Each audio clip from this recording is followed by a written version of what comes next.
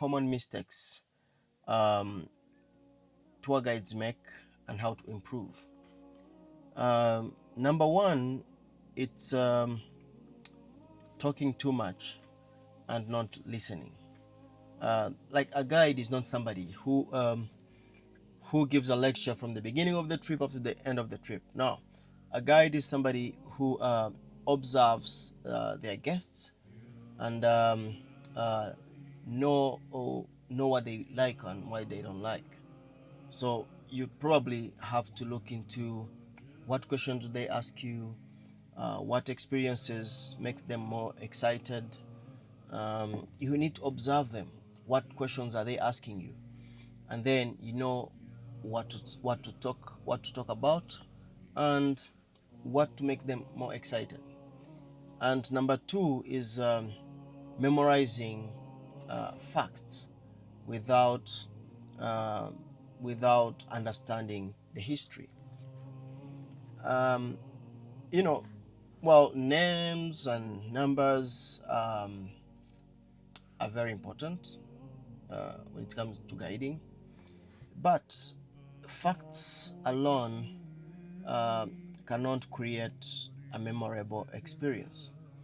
So you need to you need to understand the history of something. You need to narrate.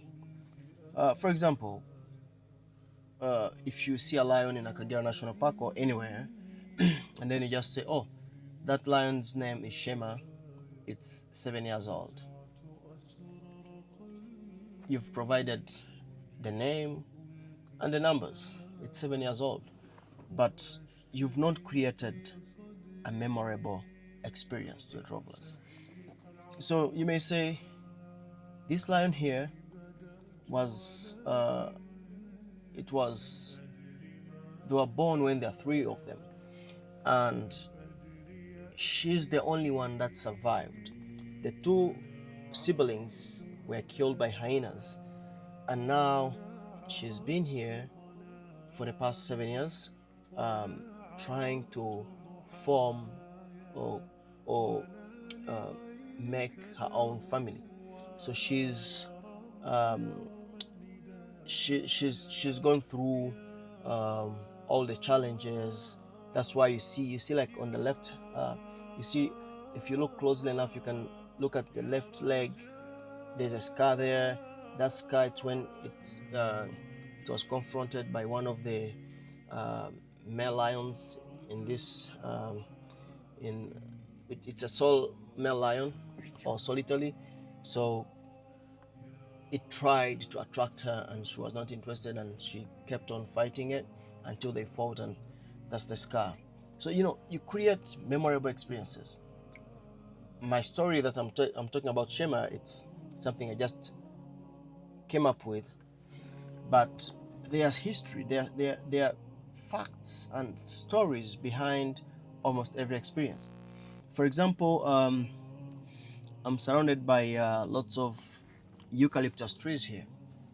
So instead of saying this tree is 200 years old, um, you may come up with something interesting and say the tree you see in front of us here, it's a eucalyptus tree that has survived generations of wildlife, human history or human activities, um, changing seasons, and for the past 200 years, it is now one of the most important ecosystem in our community that provides or that gives life. You get it? So you need to provide um, a memorable uh, uh, details or experience to your guest through providing information. So you need to understand that information becomes powerful when it has a meaning, not just throwing any information around. Number three, um, stopping learning after getting the job. Most of guides will put lots of effort knowing the birds, trees, um, rocks, some history, some mammals, you know, lots of things that we talk about on our in our daily life. But once you get a job, you're done. You stop learning.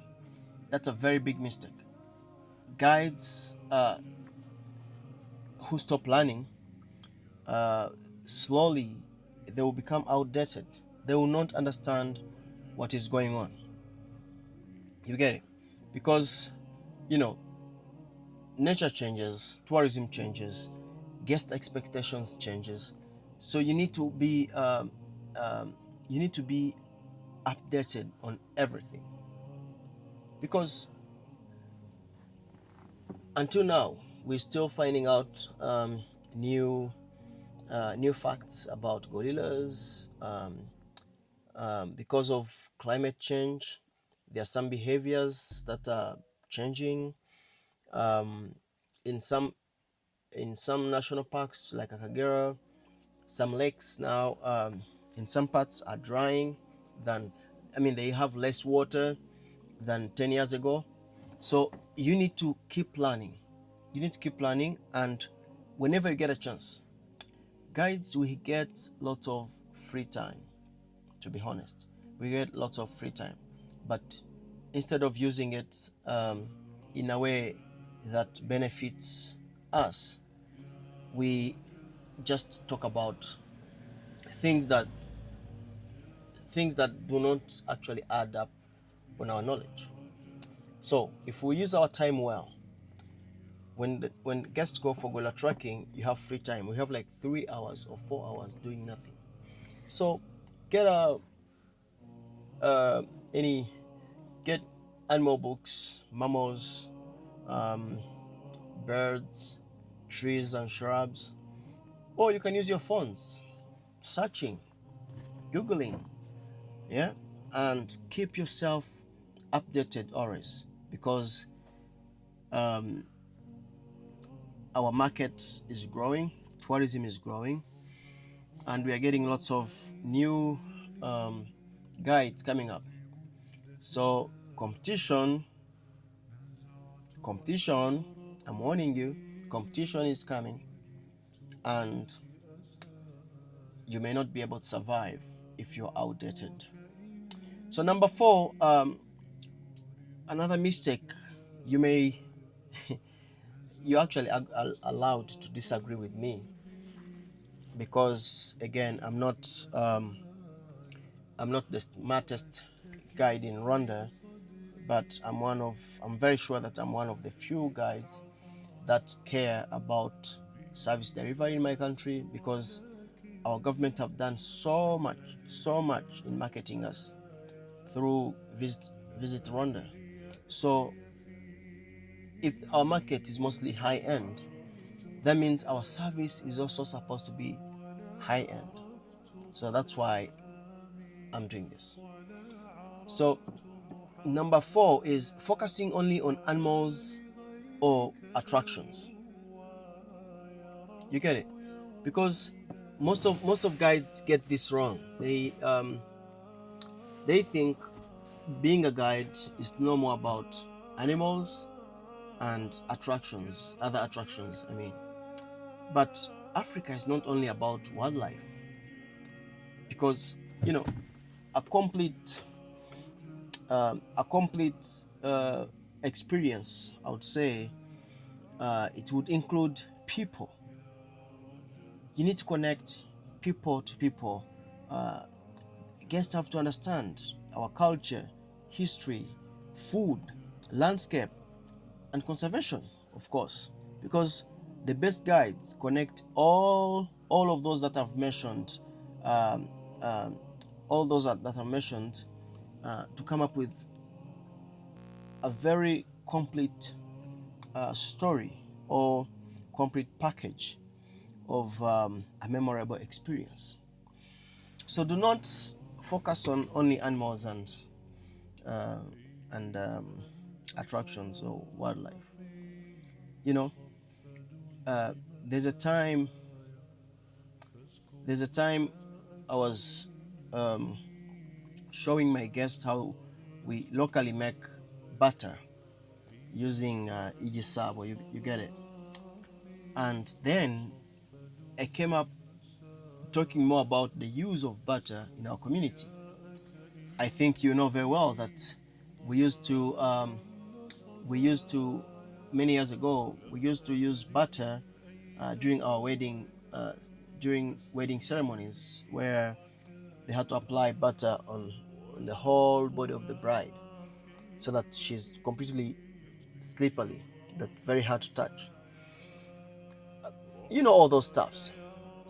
And during our farewell dinner, I always like visit uh, uh, clients highlights of the trips. So I'm like, so I need to hear from everybody what was the highlight of the trip. And one of the ladies said, my highlight, I was hoping everybody's going to talk, is going to say it's a gorilla experience, or when we saw the lions, or when we saw the rhinos. But she said, when you told us about how butter is made and what they used to use it for, to be honest, that was my highlight. I did not know that butter can be used as a lotion. I didn't know, because I actually told them, because my mom, she applied butter on my skin until I'm almost done with high school. Nisiaga mafuta yinga, you get it? So my mom is from Bugesera, so that was very common doing that. So that was the highlight. So you never know where or what will be the highlight of the trip. So please try to combine people, culture, history, food, landscape, and conservation together. Connect all those stories together. And number 5 is forgetting that service matters. That's very important. Service matters a lot. Guests may forget some information you shared with them, but they will remember always your attitude and your sense of humor, how you professionally treated them, because your professionalism, your patience, your respect, your kindness are skills every guide needs. Because a guide is not just someone who leads a journey. You know that. A guide is an educator, an ambassador, a storyteller, and is the bridge. You're actually a bridge that connects tourists and places that they visit, the people that they visit, animals that they see. You are the bridge. So keep learning, keep improving, and keep guiding. You get it? I've worked with many guides, Rwandan guides, Kenyan guides, South African guides, Tanzanian guides, and I've noticed that some mistakes can stop a good guide from becoming a great guide. Very little details. So I'm just optimistic, and I'm that person who cares more about the service that we give our travelers. So I thought today, as I was doing nothing here, waiting for my guests to be ready, I thought, why not talk about or share these 5 lessons that can help you become great guides. Myself, I'm a student, always. I'm a student, and I hope this will help me in the future to become one of the best guides in Rwanda. So thank you so much for listening. Thank you so much for your time. And in a way of supporting what I do, what we do, I would ask you kindly to always like this video. Your likes motivates me. I'm not asking you to give me money. Your likes motivates me. Your comments, when you share my videos, so that